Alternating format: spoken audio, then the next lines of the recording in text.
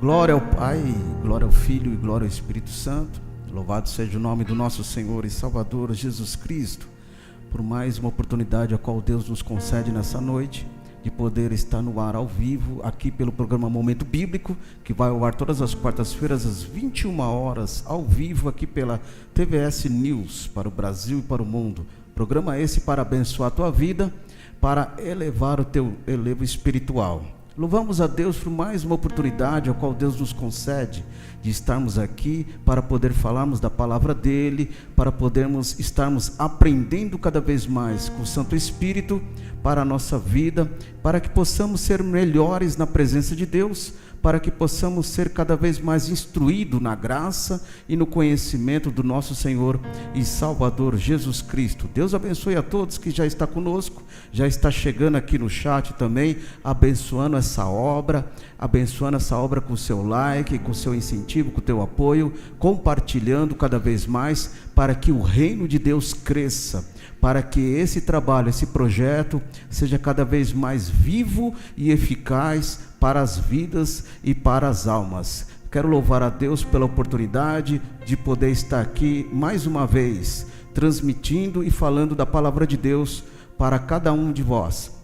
Deus abençoe os meus queridos irmãos do nosso ministério, é a Assembleia de Deus Remanescente em Cristo, lá na Rua Amaravate, 741, São Paulo, capital. A paz do Senhor Jesus, uma boa noite em Cristo a todos os meus irmãos, obradores de Cristo, irmãos das Assembleias de Deus, Quadrangular, Deus é Amor, todos sejam muito bem-vindos em Cristo Jesus. Irmãos amados, estaremos fazendo uma pequena oração e após essa oração estaremos adentrando no tema dessa noite. Senhor Deus e Pai Todo-Poderoso, queremos te louvar, queremos te agradecer, queremos te bendizer nessa noite por tudo que o Senhor tem feito e realizado. Sabemos, Pai, que esse projeto é para glorificar o teu nome. Esse projeto, ó Pai, é que o Senhor seja cada vez mais lembrado, alcançado, abençoado através de nossa vida, para a glória do teu santo nome. Alcance, Senhor, as vidas, as almas,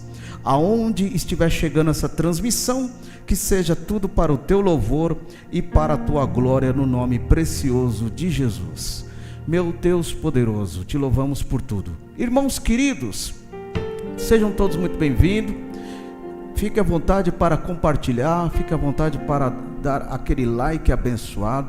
Se inscreva no meu canal, Fábio Vladimir, está aqui no rodapé, meu nome. Entra aí no YouTube, se inscreva, abençoe também os projetos que nós elaboramos através dos estudos bíblicos, estudos sistemáticos, com mais de 100 temas diferenciados para abençoar a tua vida, para trazer cada vez mais um elevo espiritual. Amém? Louvamos a Deus por tudo. Hoje vamos tratar de um tema que não entraremos muito num contexto teológico, porque senão nós estaremos falando muito conteúdo e o tempo não irá nos ajudar. Mas quando nós falamos de cristologia paulina, nós não abordamos apenas as questões das cartas paulinas, mas nós falamos dentro de um assunto muito importante e muito relevante, a qual quando essa teologia sistemática, dessa forma de o apóstolo Paulo transmitir, escrever, passar para as vidas, para as igrejas, trazendo para que nós tenhamos um entendimento cada vez mais simples, eficaz, direto e genuíno sobre Cristo em nós, genuíno sobre aquilo que o apóstolo tem passado, percebido, recebido do nosso Senhor, para que ele fosse mudado, transformado e compreendendo cada vez mais o mistério, a chamada de Deus sobre a vida dele. Quando nós tratamos sobre cristologia paulina, nós tratamos esse sentimento único, esse sentimento do apóstolo para com Cristo e o que ele tem repassado e o que ele repassa para a igreja nos dias atuais. O compromisso íntegro, pleno, salvífico que ele tem aceito e recebido de Jesus Cristo, para que isso torne não só como método de vida, como uma escolha de vida, mas com uma aceitação diária, constante sobre Cristo em nossa vida, para que o ministério seja mudado, para que os irmãos, cada um de nós, sejamos mudados, transformados pelo poder renovador do Evangelho do nosso Senhor. Mas para nós entendermos como esse processo de transformação e de mudança, primeiro ponto, nós sabemos que é os atos do Espírito Santo sobre nossa vida. Mas o atos do Espírito Santo sobre a vida do apóstolo, a qual que nos faz entender e agir sobre esse contexto teológico e essa contextualização do ensino bíblico de Jesus, diretamente do Espírito Santo para a vida dele, para que ele falasse e revelasse esse sentimento de vida diária para com a igreja do Senhor. Isso abrange um evento único de Jesus Cristo, como ele fosse eternamente o mistério pleno de uma vida de ressurreição através da pessoa do apóstolo Paulo, vivendo a glória, vivendo os ensinamentos, vivendo a palavra de Jesus Cristo, para que ele pudesse ter perspectivas de vida. Haja momento que ele traz para nós uma reflexão muito profunda e muito plena, diante de uma clareza de temas, a quando ele teve o encontro com Cristo, da transformação de caminho para Damasco, que ele teve um encontro com Cristo, e ali ele passou a entender os mistérios, ou seja, um Paulo que caiu-se de um cavalo e ressurgiu, um Saulo, transformado, um Saulo arrependido, um Saulo que compreendeu agora a chamada de Cristo, compreendeu agora a palavra do Senhor sobre a vida dele. Então Jesus precisou se apresentar-se a ele de uma forma que ele pudesse entender, de uma forma que ele pudesse enxergar, compreender, para que ele entendesse o propósito. Nossa vida na presença de Deus sempre é baseada com um propósito. Propósito do Pai, propósito junto com o Filho, e com as ações integradas sendo realizadas pelo Espírito Santo sobre a nossa vida. Então, quando essa junção plena do trino, do divino, entre o Pai, o Filho e o Espírito Santo, nos faz compreender a chamada de Deus sobre a nossa vida, a chamada de Deus sobre o teu ministério, a chamada de Deus. Quando eu falo ministério, não me refiro à igreja, eu falo o seu ministério pessoal, a compreensão de Deus sendo revelada sobre a tua vida, para entender a tua verdadeira chamada, o teu ministério interpessoal com Cristo, para as nações, para as vidas, para o próximo, e o teu ministério pessoal para a compreensão daquilo que Deus tem para você, aquilo que o Espírito, através dos seus atos, seus dons, tem para a tua vida. Nós somos vasos, e o vaso é do oleiro, a qual ele sempre quer colocar as suas pérolas. Que é isso? É a presença do Espírito, é as ações e os atos dos dons do Espírito Santo sobre a vida do seu povo, para que possamos ser ferramenta preparada, ferramenta ágil, ferramenta que transmite reciprocidade para com Deus, ferramenta que possa trazer adoração, ferramenta que possa trazer comunhão, ferramenta que possa trazer um adorno cada vez mais preparado, zelo, para que o Senhor seja engrandecido e glorificado. Prazer de Deus na nossa vida é nos ajudarmos na sua obra, e o prazer nosso para com Deus, como uma transmissão dentro dessa reciprocidade, é adorar e engrandecer a Deus, trazer alegria ao Senhor, fornecer a alegria ao Senhor, para que Deus seja sempre o primeiro. Fazendo isso, meus queridos, sejamos sempre um povo de adoradores, o povo a qual Deus sempre está à procura, com seus olhos que é como chama de fogo, procurando os adoradores que adorem o Pai em espírito e em verdade. Então, quando nós estamos naquele momento de sairmos do mundo natural e adentramos no mundo espiritual, pode ser numa campanha, pode ser num culto, pode ser no momento de oração, pode ser no momento de abrir a nossa vida e a nossa mente ao Senhor. Ali nós estamos no momento de integridade, de adoração a Deus, para que Ele seja lembrado, memorizado, para que Ele seja cada vez mais visto dentro de nós como nosso justificador, e ser justificado através do ato salvífico e vicário de Jesus Cristo nosso Senhor.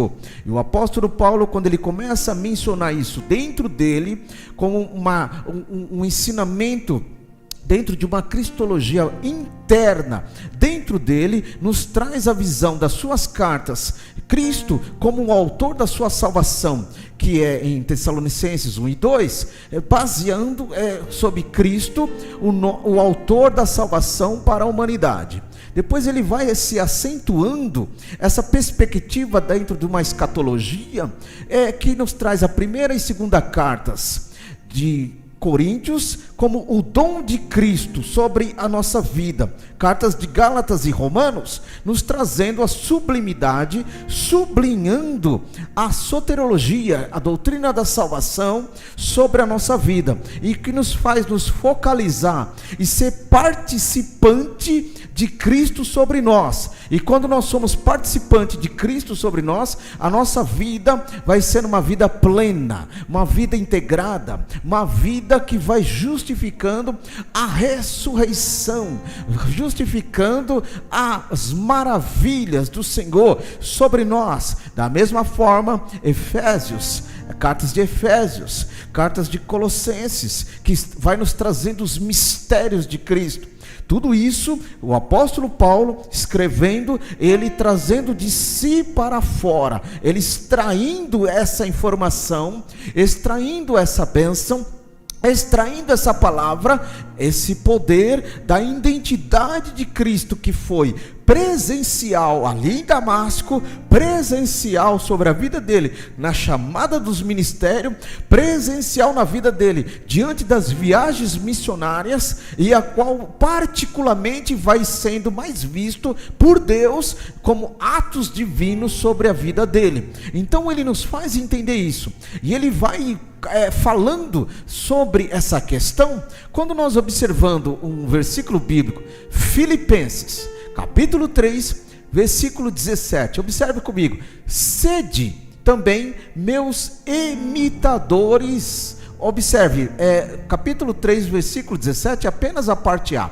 Então, sede os meus imitadores. Ele convoca a igreja, ele convoca os irmãos ali daquela época, as cartas a qual ele estava expelindo, ele convoca: irmãos, sede meus imitadores, olhem para mim e contemplam a glória, e contemplam as obras de Deus, contemplam a magnitude de Cristo sobre a minha vida. Não é que ele estava se colocando no lugar de Cristo, não é que ele estava se colocando superior a Cristo, não é que ele estava se colocando como o Senhor de todas as coisas. Ele estava colocando como o seu testemunho, como uma carta aberta, o seu testemunho como um exemplo de cristão, um exemplo de servo, um exemplo de apóstolo, um exemplo de chamada, um exemplo de construção de salvação, ao qual ele era perseguidor, matador dos crentes. Desejava ele sempre estar vendo o mal da igreja de Cristo, vendo o mal dos cristãos daquela época. Mas quando Jesus o apareceu, quando Jesus se achegou e o alcançou a ele, todas as coisas começaram a mudar. E aí ele continua, da mesma forma que ele escreveu para a igreja de Filipos, ele também escreve para a igreja de Coríntios.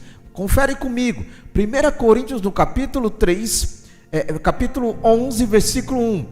Observe comigo, que ele diz, agora ele fala, irmãos, de uma expressão, de um advérbio: sede meus imitadores, como também de Cristo. Meus amados, do advérbio entre um tempo para que vai contra o outro tempo.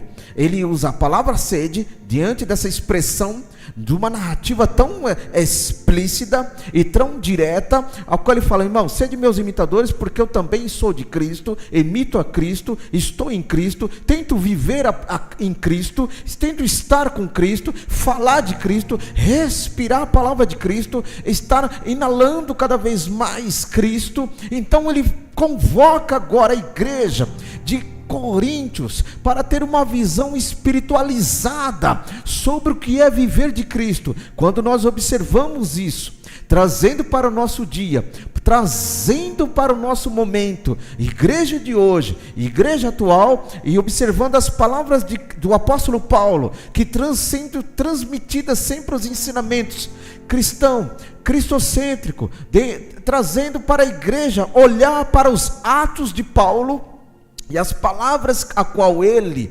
expressava, e adotarmos, observarmos essa palavra e como regra de vida, como regra de apoio para termos uma vida melhor na presença do Senhor. Então ele fala por duas vezes: sede meus imitadores, e aí no Coríntios 11:1 ele confirma: sede agora meus imitadores, selando e fechando, porque eu sou imitador de Cristo. Então ele pede para os irmãos: seja um espelho, um espelhamento de vós para comigo e de comigo para com Cristo.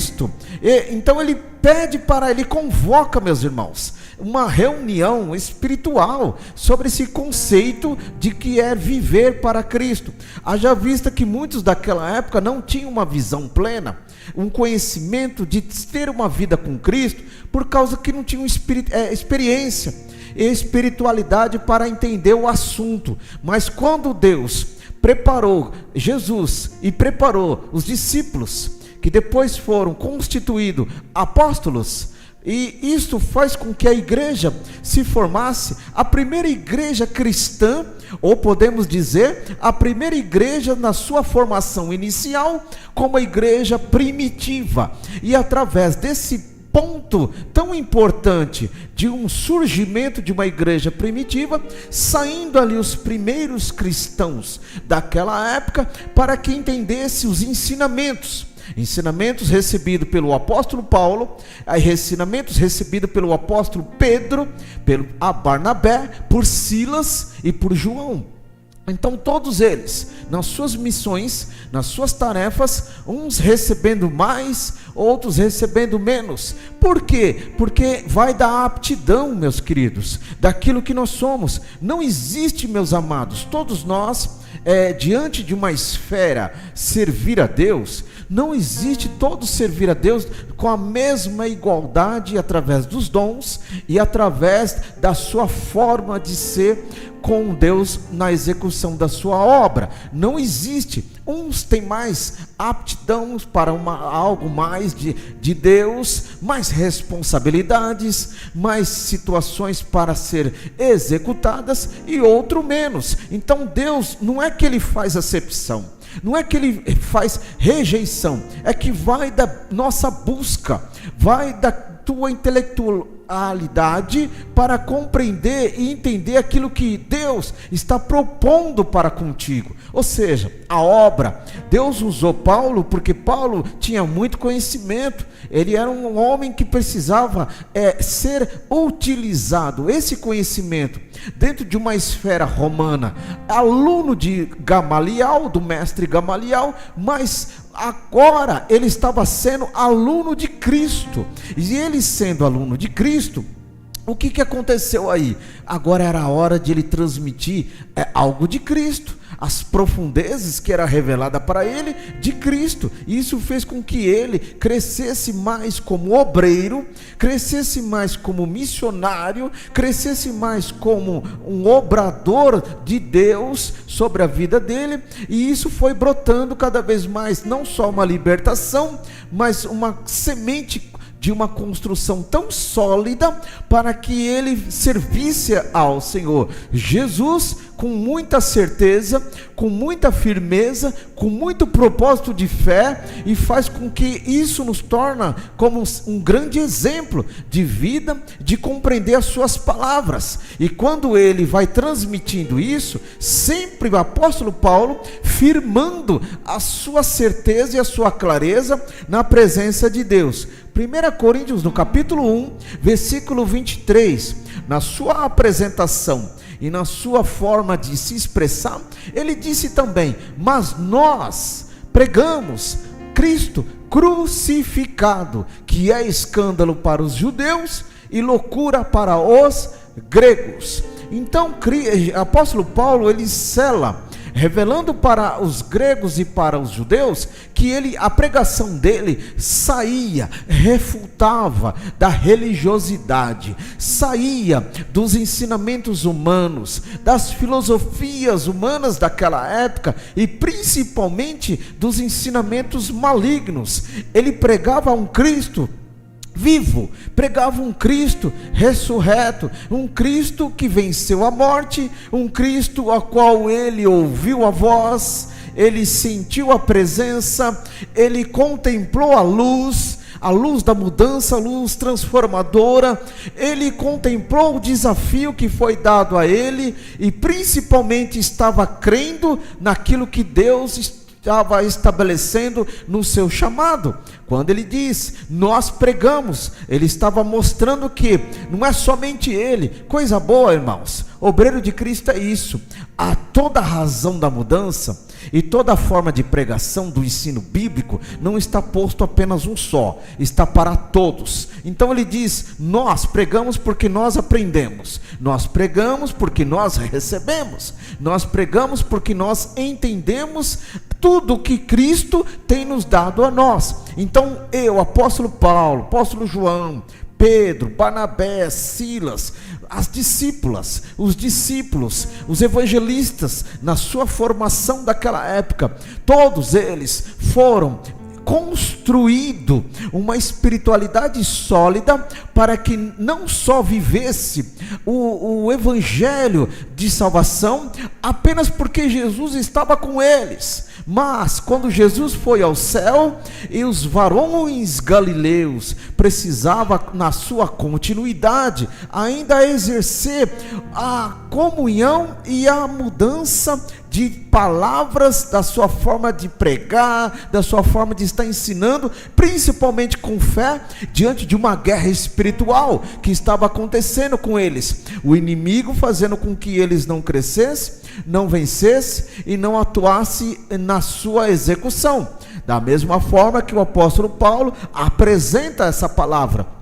É loucura essa palavra para os gregos e os judeus. Por que loucura? Porque a humanidade não conseguia interpretar e compreender aquilo que era santo, agradável e espiritual diante de Deus. Então isso é loucura. A pregação do evangelho nos dias de hoje, nos momentos atuais, é loucura para os incrédulos, é loucura para quem não crê, para quem não acredita e para quem não confia. Da mesma forma, em 1 Coríntios, no capítulo 2, versículo 2, porque para nada me propus saber entre vós, senão a Jesus Cristo, a este crucificado. Ou seja, o foco, o princípio, a natureza, a aliança que o apóstolo Paulo passando e construindo para as vidas, era uma construção sólida, meus irmãos. Igreja do Senhor, a pregação do apóstolo Paulo era uma pregação cristocêntrica,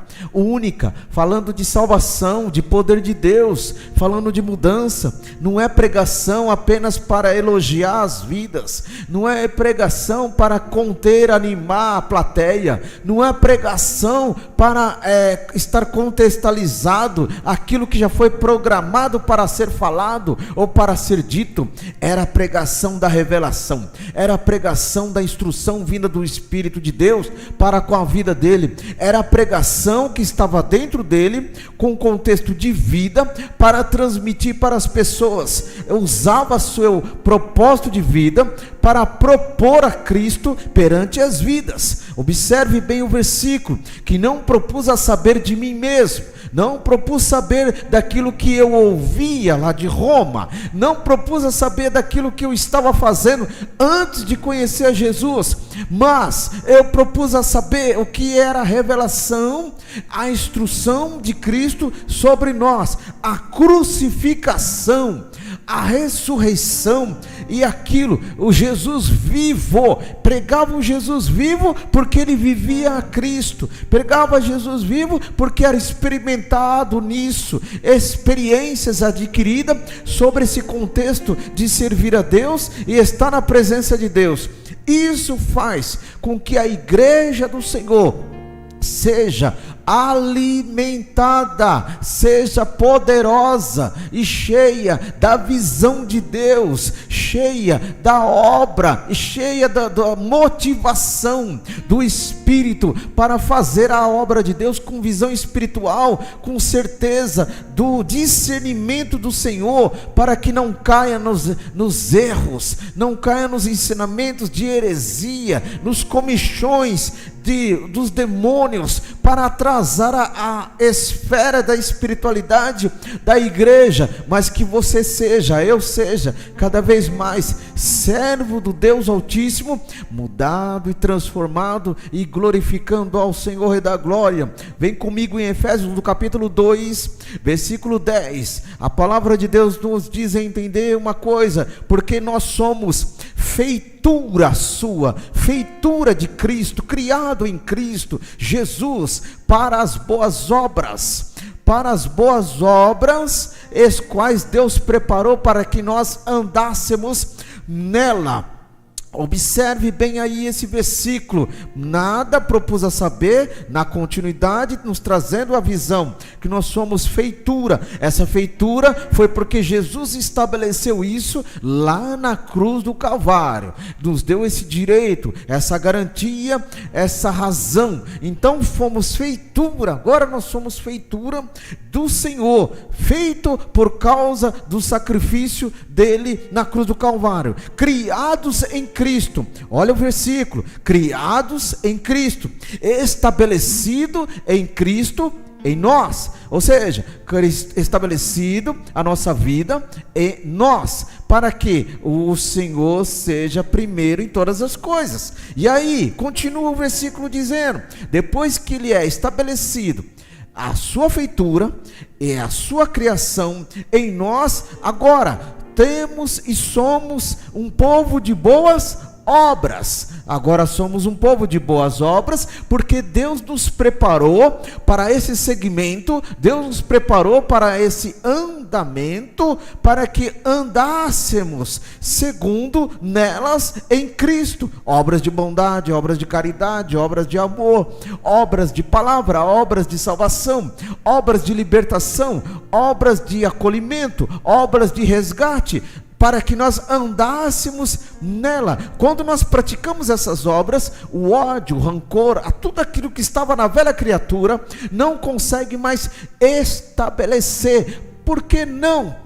Porque fomos agora lavado, remido e de boas obras. Por isso que diz o versículo, observe na palavra de Deus, nós agora somos preparado por Deus, preparado para sermos o que? Alcançado para a salvação, preparado para sermos alcançados por mudança de vida sobre o nosso ser, para que glorificamos e adoramos o nome de Jesus para todo sempre. E aí você vai entendendo isso aí. Quando Paulo ele mostra essas coisas, cartas de Efésios, primeira carta de Coríntios e aos Filipenses, nós entendemos que tudo isso foi transmissão daquilo que foi estabelecido para ele, para com a igreja. Quando você transmite isso de um crente para outro crente, de um crente para quem não é crente, você está transmitindo aquilo que é o seu sentimento de mudança, de transformação, dentro de uma psicologia cristã.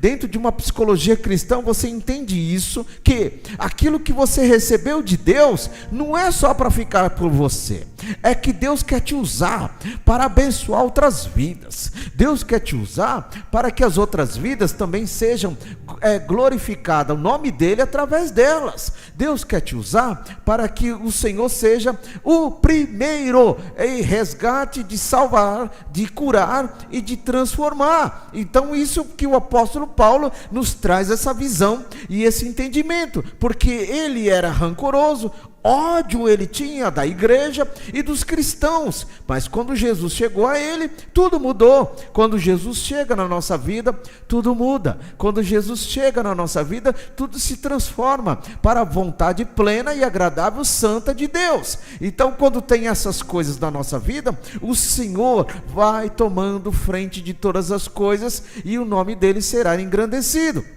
1 Coríntios, no capítulo 2 e 4 que nós lemos, a minha palavra e a minha pregação, olha só, a minha palavra e a minha pregação não consistiram em palavras persuasivas de sabedoria humana, mas em demonstração do Espírito Santo em poder. Louvado seja o nome do Senhor. Então, quando ele vai, primeiro ponto que você entende desde o início dos versículos que nós estamos falando, ele chama o povo, ele convoca o povo para uma demonstração de mudança. Qual?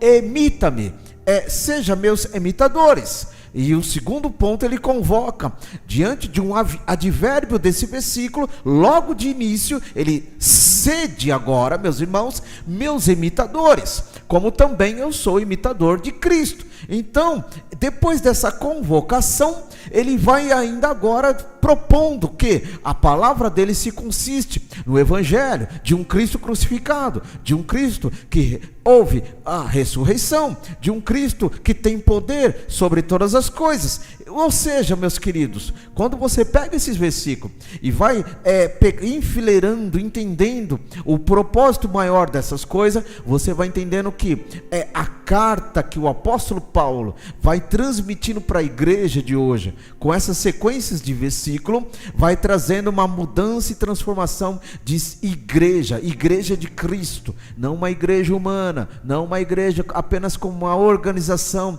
diante de uma sociedade, mas uma igreja que realmente transmite Cristo, respira Cristo, fala de Cristo e Cristo está sobre ela. É isso que faz a diferença de uma igreja cristã. Igreja cristã não é só aquela que fala de Cristo. Igreja cristã não é aquela que diz que ensina Cristo. Igreja cristã é aquela que tem tudo isso e tem a presença de Cristo sobre ela, a presença de Cristo no andamento desta igreja, na fluidez dessa igreja, na forma de caminhar essa igreja. Por isso que ele disse, meus amados irmãos, na 1 Coríntios capítulo 2, versículo 4, que nós acabamos de ler, diz, a minha palavra e a minha pregação, ou seja, a minha palavra, os meus ensinamentos não consistiram apenas em persuasão, sabe? A eloquência humana, mas em poder, em demonstração. Qual é a demonstração que ocorreu aqui?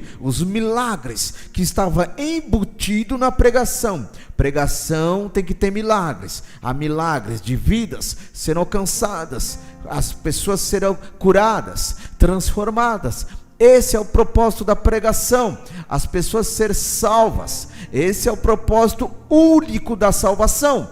Quando as pessoas são alcançadas, curadas e transformadas, o propósito da pregação e o propósito do ensinamento, agora o que acontece aí? Acontece o selo da confiabilidade do Espírito Santo sobre essa pregação. Então tudo é uma construção. Parece que eu estou trazendo um ensinamento aqui de sermão, né? Como construir um sermão bíblico. Mas isso aí você vai encontrar lá no meu canal, lá aí no canal Fábio Vladimir, tem aí. Como construir um sermão bíblico. Voltando aqui, você entende que esse início de construção é o andamento da presença de Jesus sobre a pregação. Por isso que pregador tem que buscar, tem que orar, tem que meditar, tem que jejuar em prol da palavra, em prol da mensagem. em prol do tema. Para quê? Para que quando você estiver se expressando, Deus vai te usar com poder, com glória, com virtude, a magnitude, a excelência, sabe? A qualidade do ensino, a qualidade da palavra, a qualidade da recepção da palavra, da forma de como Deus quer te usar como uma ferramenta expressiva da palavra, para que as vidas possam ouvir essa mensagem e ser tocada pelo Espírito, ser tocada pelo Senhor, ser tocada pela majestade e a magnitude de Deus. Porque quando o apóstolo Paulo entendeu isso, ele declarou em Filipenses, observe aí, Filipenses capítulo 1, versículo 21, porque para mim o viver é Cristo e o morrer é ganho. Na palavra de Deus, quando nós vamos observando isso, ele já construiu o início, meio, e estava prestes para construir o fim. Quando eu falo que ele estava construindo o início, meio e o fim, é processo de vida. Não estou me referindo, quando você observa tudo que já falamos aqui, a apenas uma mensagem para transmitir para a igreja. Não é isso. Apenas um estudo bíblico para trazer para a igreja. Também não é isso. Eu vou trazer uma palestra para a igreja. Também não é isso. E o que é? É a transmissão de um início de uma salvação, de um arrependimento, de um recebimento de Cristo sobre a vida. Ser aceito por Cristo é o início, que aconteceu com o apóstolo Paulo. Meio, agora a mensagem dele, o conceito dele, toda a forma dele é Cristo, a razão de todas as coisas. Por isso que ele disse, minha palavra agora, a minha persuasão é cristocêntrica, não é filosofias humanas. E a Filipenses capítulo 1, versículo 21, que para mim o viver é Cristo, significa que ele acreditava piamente, ele confiava piamente que a vida dele estava entrelada a Cristo, a vida dele estava tremendamente entregue a Cristo, por isso que ele acreditava. E nos traz uma visão de entendermos o que? Todo cristão, pela nossa fé, nós acreditamos que somos salvos. Somos salvos em Cristo Jesus. Muito bem, porque acreditamos, porque confiamos e voltamos à palavra que diz que todo aquele que nele crê será salvo. Toda a língua que confessará que Jesus Cristo é o Senhor será salvo. Através dessas bases bíblicas, desse conceito teológico cristocêntrico, entendemos que quando eu acredito, quando eu confio e quando eu me arrependo e entrego a minha vida a Ele, eu estou sendo salvo por causa de Cristo. Mas sabemos que temos lutas constantes, meus queridos. Se nós fraquejarmos, se nós desacreditarmos, deixamos de confiar, não adiantou nada eu dizer que sou salvo. Então eu estou tendo uma vida de pré-salvação. Por quê? Num conceito humano e de um conceito apenas comum, mas em Cristo Jesus eu tenho uma vida acreditando na salvação plena, porque Deus nos dá essa garantia, irmãos, de salvação por causa do sacrifício genuíno de Jesus na cruz do Calvário. Foi por causa disso. Se não fosse Cristo, nenhum de nós estaremos aqui, nenhum de nós poderemos estar falando da sua palavra. Mas louvado seja o nome de Jesus, que venceu todas as coisas, venceu a rejeição, venceu a humilhação, venceu tudo que era desagradável aos o ser humano, e para que possamos ter esse ato espiritual, ser espiritualizado por causa do Espírito Santo, que nos trouxe uma nova vida e vida com abundância. Então, muito bem, da mesma forma que ele disse, quando Paulo sela isso, ele sai do contexto mediano, que é Cristo, viver em Cristo, e ele agora entra no contexto final. Qual é o contexto final? Se eu morrer agora, Paulo dizendo aqui em Filipenses capítulo 1, versículo 21, que nós lemos, se eu morrer agora é ganho, é lucro, porque eu sei para onde irei, sei para onde estarei, com quem estarei e o que estarei fazendo. Então, muito bem, é uma revelação, irmão. é crer na revelação de Cristo sobre nós. 1 Coríntios, capítulo 15, versículo 3.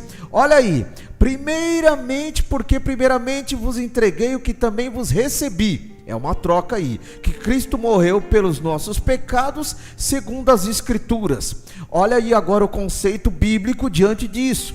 Primeiramente, o apóstolo Paulo, ele disse: eu entrego o que eu recebi. O que eu recebi? Bênção, a graça, a magnitude, a misericórdia, o perdão. Então tudo eu recebi e vos entreguei. A comunhão de Cristo sobre mim, eu recebi, agora vos entreguei. A junção da palavra sobre mim, então eu recebi, agora vos entreguei. Então Paulo, ele vai dizendo: primeiramente, tudo isso, esse pacote de salvação, esse pacote de demonstração, de afago, de afeto de Deus, através de Cristo, pelos atos do Espírito sobre nossa vida, isso nos traz um pacote de salvação, de confirmação sobre a nossa vida, através dele. E aí Paulo, ele continua dizendo: o que eu recebi lhe dou, porque Cristo morreu pelos nossos pecados. Saiu agora um apóstolo Paulo, aliás, um Saulo egocêntrico, sai agora um Saulo arrogante, um Saulo cheio de ódio, matador, e entra agora um Saulo servo, entra agora um Saulo cheio de certeza de salvação em Cristo, que ele disse que ele morreu sobre os nossos pecados,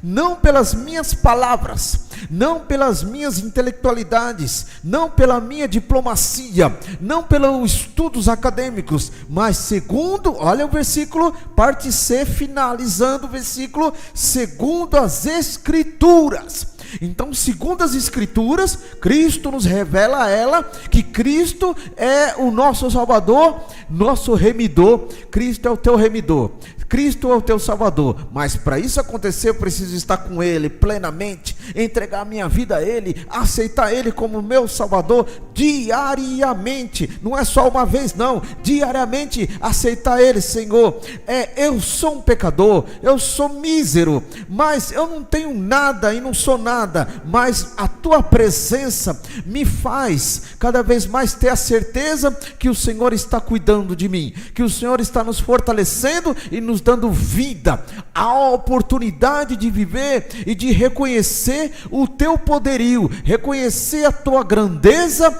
sobre nós. É o que muitas das vezes precisamos quando nós reunimos na presença de Deus, ao invés de apenas querer, pedir e apenas suplicar, mas chegar a Deus, eu só vim agradecer a tua presença sobre a minha vida, porque sou pecador, sou uma pessoa que está sempre sujeito ao erro, mas a tua bondade e a tua misericórdia tem me alcançado e tem me feito uma nova criatura, um novo cântico, um novo ser, uma nova forma de pensar, uma nova forma de agir e de tomar de decisões, para que o Senhor seja glorificado. Filipenses capítulo 1, versículo 30, tendo o mesmo combate que já está em mim, tende visto que agora ouves estar em mim. Então, meus irmãos, com essa carta de Filipenses, capítulo 1, versículo 30, o apóstolo Paulo nos traz uma visão muito profunda,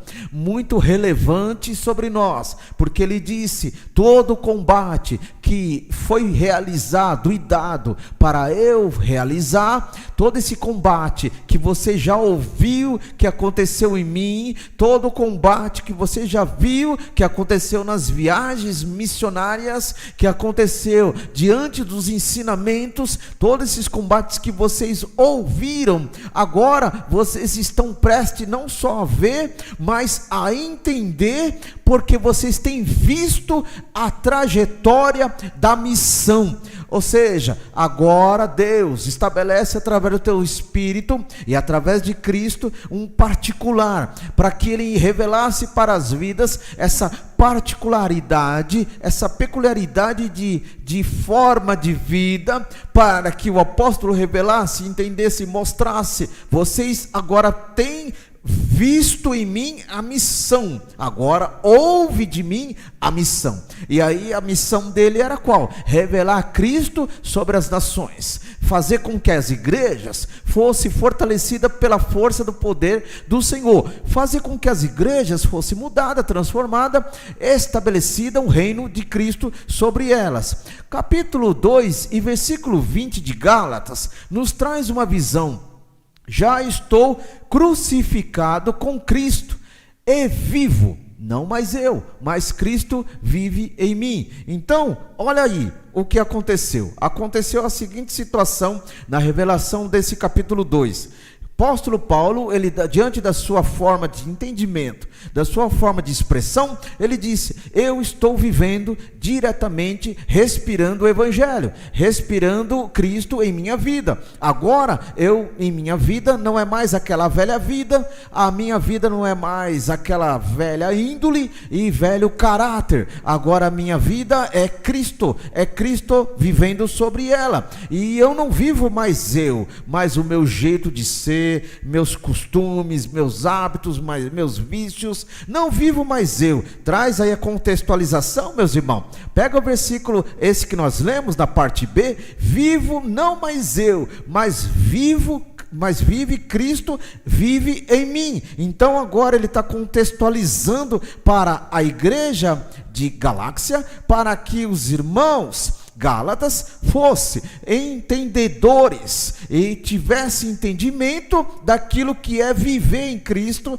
estar em Cristo, respirando essa questão de mudança e de transformação para a glória do nome de Jesus. Igreja poderosa é a igreja que dá liberdade a Jesus operar e realizar grandes coisas. Igreja poderosa é a igreja que prega Cristo da forma de como o Evangelho nos ensina, da forma de como o Evangelho nos traz o entendimento.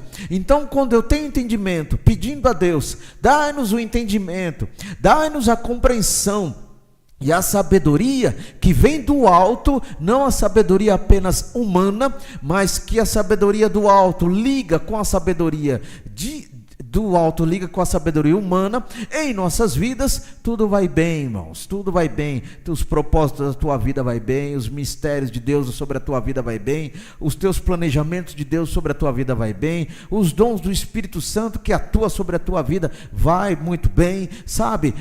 O talento que você tem para a obra de Deus vai muito bem, porque você está deixando Jesus ser o único sobre todas as coisas e ser o primeiro. Mas vai ter enfrentamento, vai ter provações, vai ter incidentes e situações. Sim, faz parte da obra, porque Jesus disse que nós teríamos aflições, dores e enfrentamentos e discórdias e rejeições, mas sobre todas elas somos mais do que vencedores por aquele que nos amou em Cristo Jesus. Irmãos, quando nós entendemos tudo isso que nós falamos aqui sobre essas questões de o apóstolo, a expressão única, é interessante que pouco se ouve isso na casa do Senhor, pouco se fala sobre uma vida de alguém que muito contribuiu para a grandeza da obra de Deus. Então, quando você extrai essas informações, extrai esses adereços e atributos, adjetivos sobre todas essas questões de viver em Cristo, você vai entendendo as expressões e o entendimento para que possamos ser cada vez mais crentes e cristãos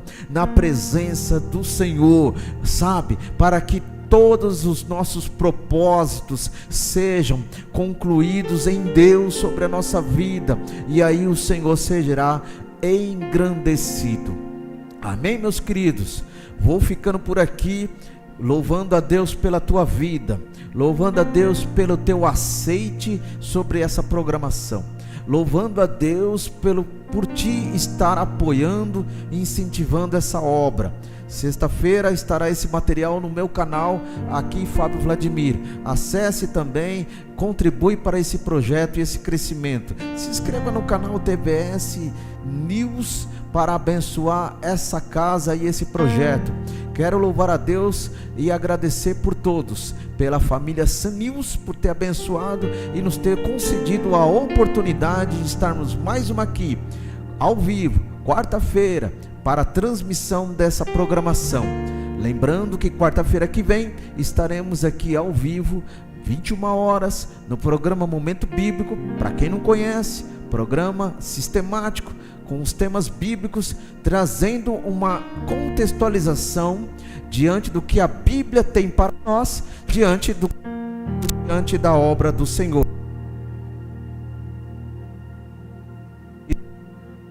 De Deus. Fiquem todos com a paz do Senhor Jesus. Que Deus abençoe a todos no nome do Senhor.